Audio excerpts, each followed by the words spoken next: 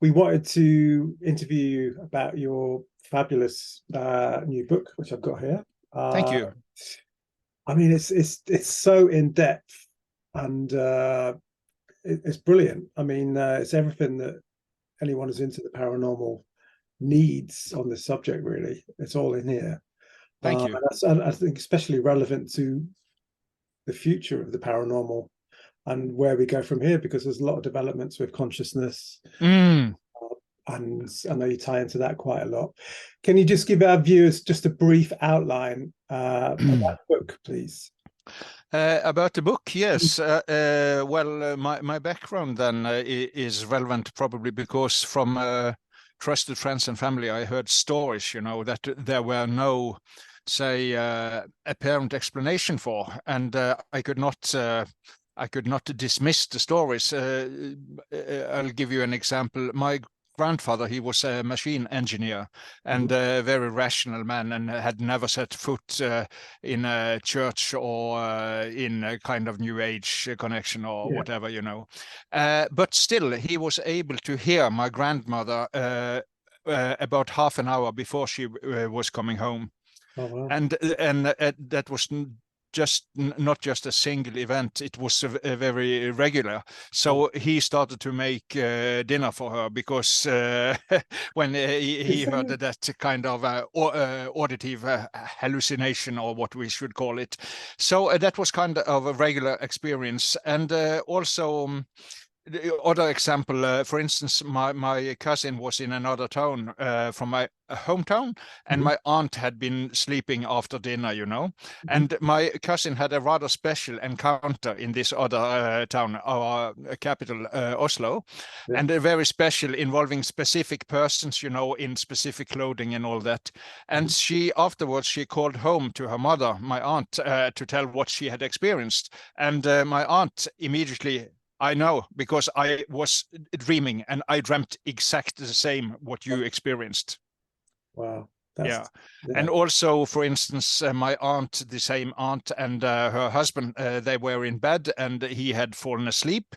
And she was reading some kind of Swedish old history from the ancient Egypt, and there was a picture of some hieroglyphs and all that stuff. And beneath the hieroglyphs, there were a text, and she was reading that text. And as she was reading this text, she heard her husband, my uncle, start speaking in his sleep.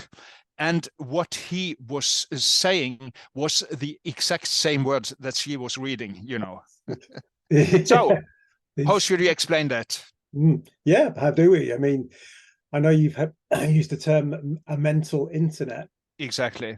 So if it's much more from the normal, say, psychological perspective, if you go to the university and take a, say, a crash course, Psychology 01 or what they call it, then you will learn that consciousness is something that is inside your head or inside other people's head.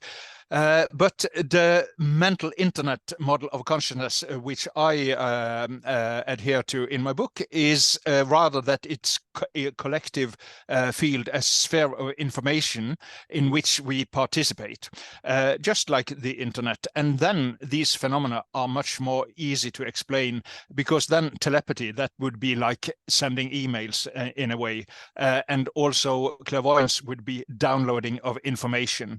And somehow, if we perceive consciousness as this collective field of information, we are all sharing, we are all uploading information on that all the time. And for those who are sensitive, clairvoyant, paragnost, psychics, whatever we should call them, they are able to download this information, but it is there all the time. Therefore, also this view of consciousness is somehow also a very democratic view of these paranormal abilities, because of course the mystics, having spent perhaps 20 years in meditation, are more likely to perceive those small vibes, but they are there for every one of us to experience in according to talent and training. So do you think it's an inherent instinctive part Yes. of that somehow we've lost touch with? Most people Yes. have lost touch Yes. with. Okay. Yes. And we get connected with it usually in crisis. For instance, if a relative suffers shock, injury, death, or something like that, there's very many reports about that.